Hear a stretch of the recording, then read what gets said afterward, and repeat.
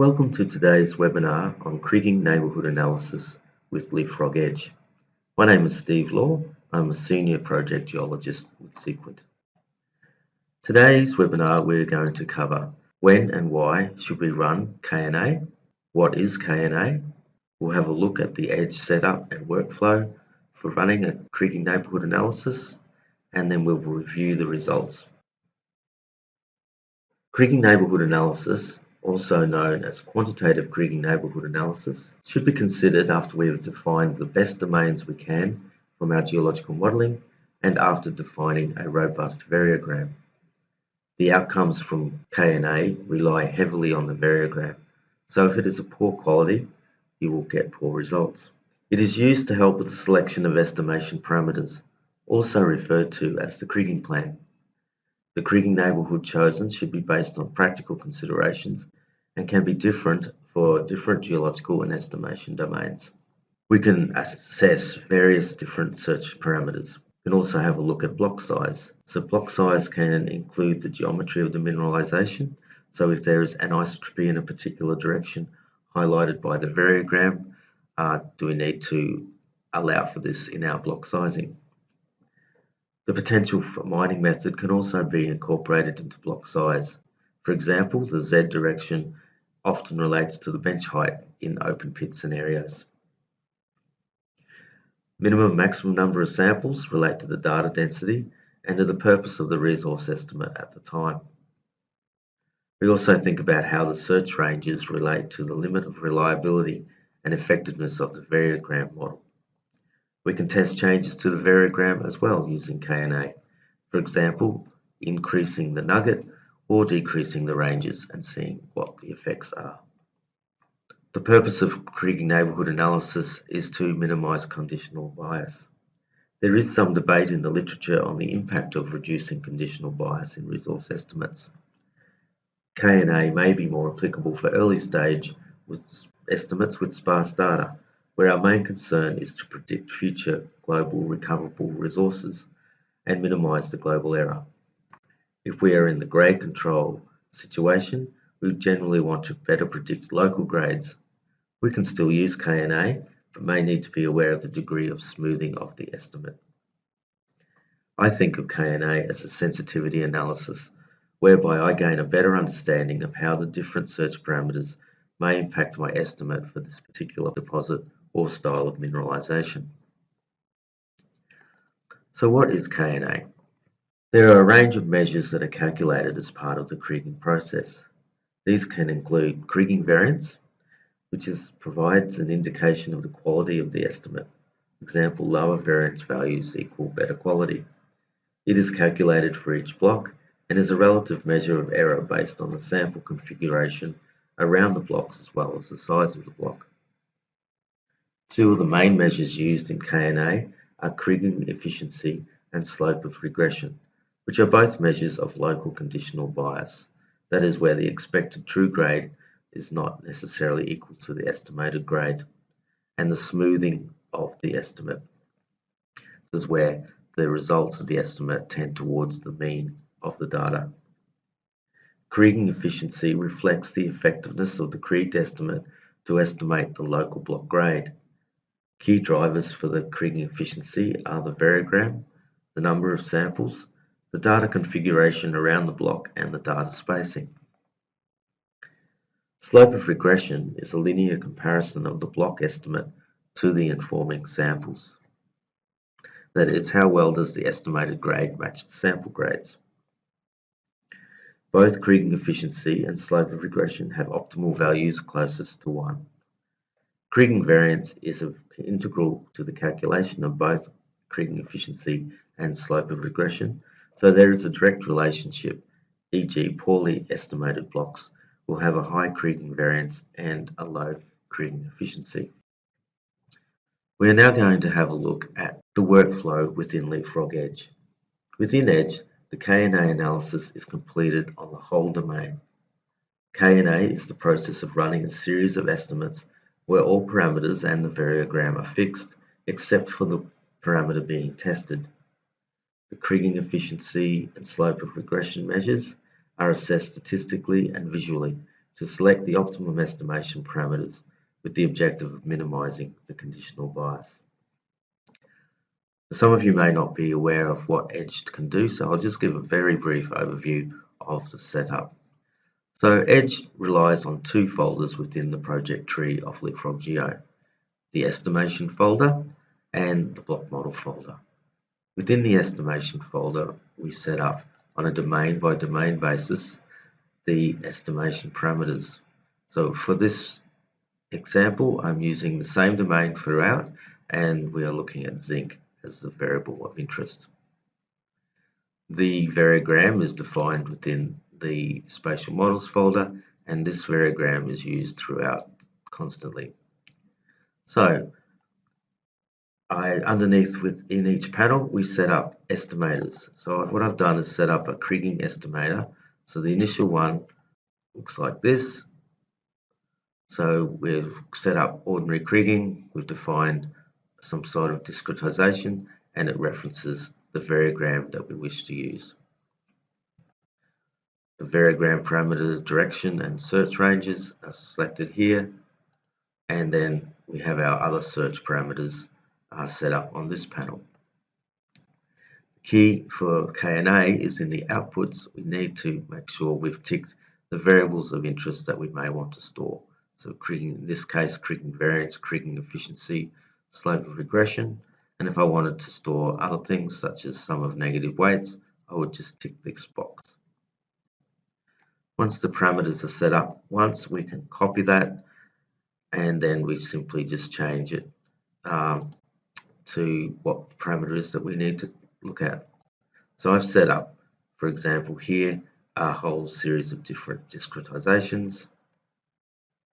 I've set up one for maximum samples, and I've set one up for looking at different searches as a percentage of the variogram range.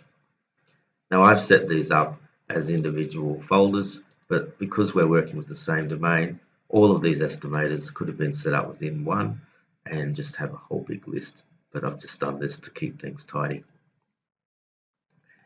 The results are looked at via a block model, and again you can have a whole series of block models stored within LeapFrog Edge, and I've got 3 different block models because I'm going to have a look at block size, and then I've got separate block models to report the discretization, maximum number of samples, and search.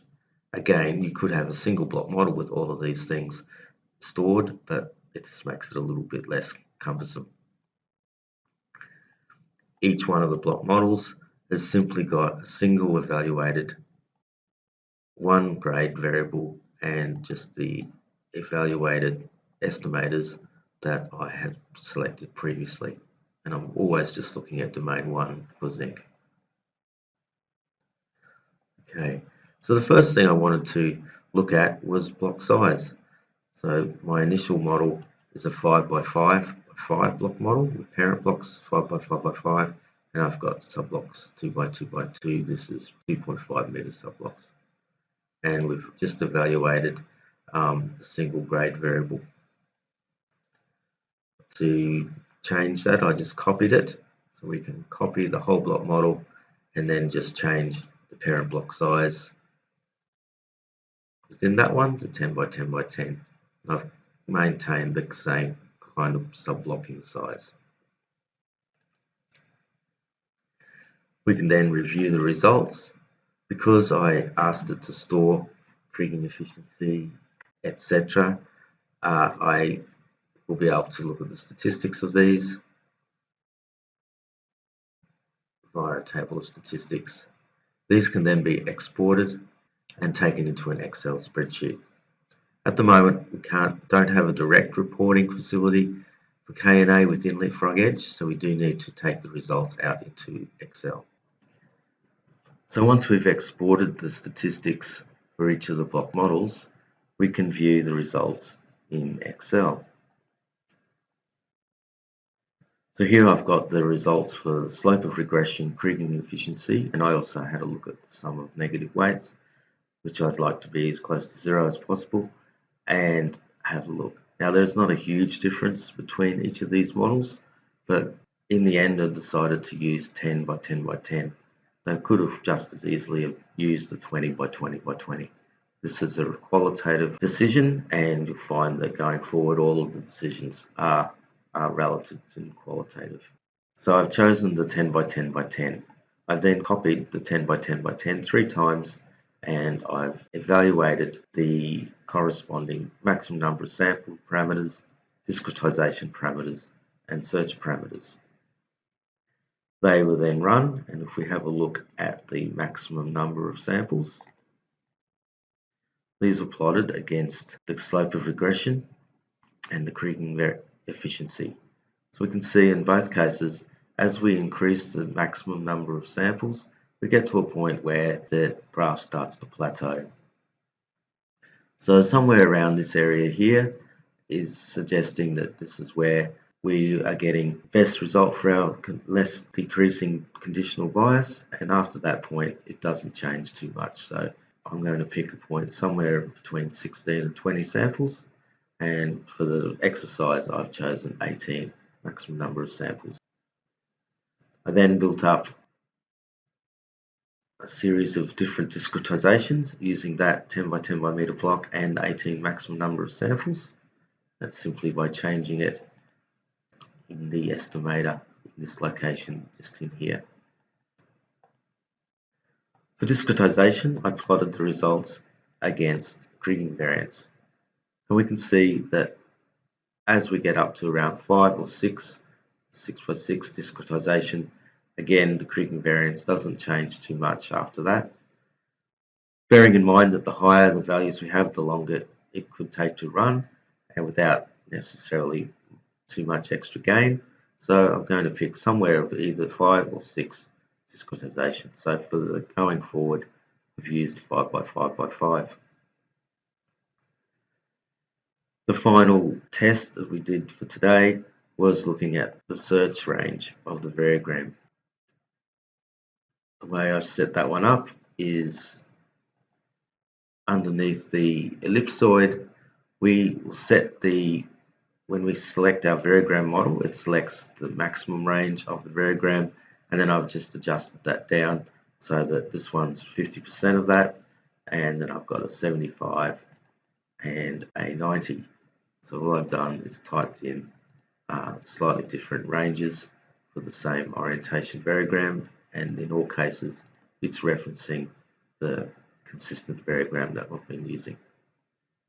Again, that has been run through in this block model here, and the results are like this. So we can see that for the 90th and 75th percentage, the results are the same. There's no change in the Kriging efficiency or the slope of regression or the sum of negative weights, but the 50 is a little bit lower.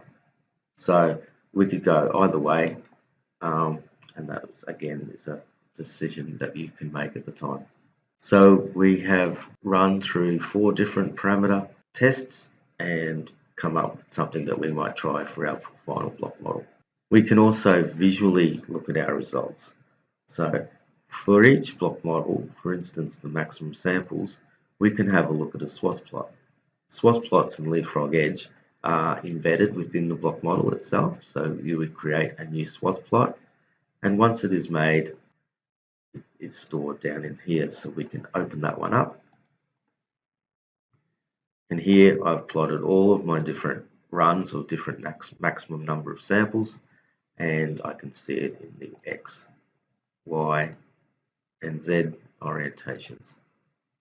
The red line is the original composites, so comparing that as well. So we can see that they're all very similar to each other, but there is a slight difference between where we have number of samples as 40, and so in this case for the maximum number of samples was 40, so the value there was 12.2, and for the lower number it was 12.57. So there's a slight difference between, and we could decide which one we might go. So maybe in this case we could pick midpoint. Okay. So we have swath plots, and then we also have looking at the results in 3D view. When we display a block model in LeapFrog Edge, it's bringing across the whole model, and then in the drop down here we have all the grade variables, and we have the slope of regression and the Kriging efficiency. Anything that we ticked in the outputs folder and the estimator setup will show in here. So we can flick between various ones and just see whether there's any slight differences. So you see there are subtle changes as we work our way through. If we wanted to get an idea of more local block look at what's happening, we can click on any individual block, and we have a function called interrogate estimator.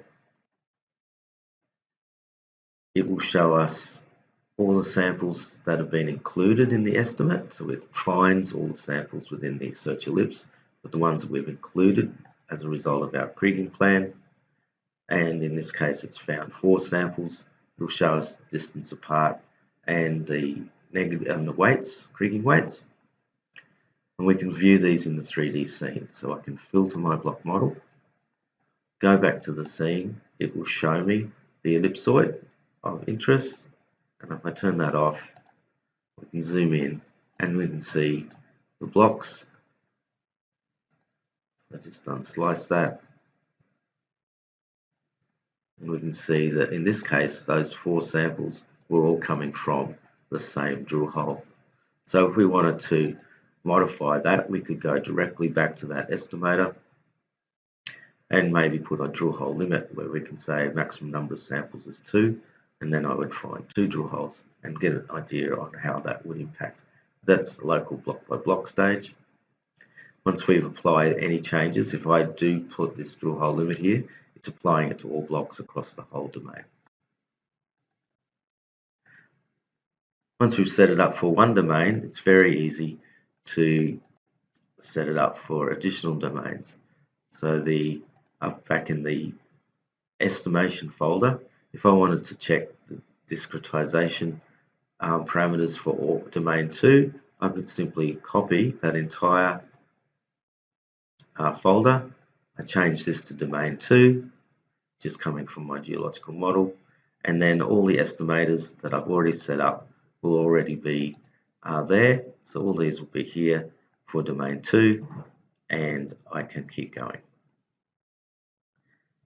and evaluate those into the block model and compare the results.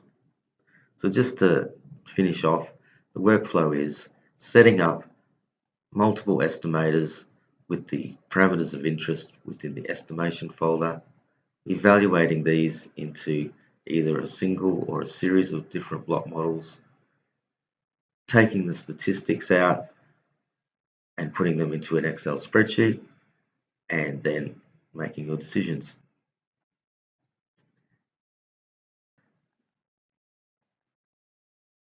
This workflow is available online. So if you go to my.sequent.com, we have an online learning area where all our training resources are, and that includes the data set and also an example of this spreadsheet template that I was using today. And also our face-to-face trainings and remote trainings can be booked from there. And if you need to, contact your local team for specific project assistance. Any other general support queries, best go through to support@sequent.com.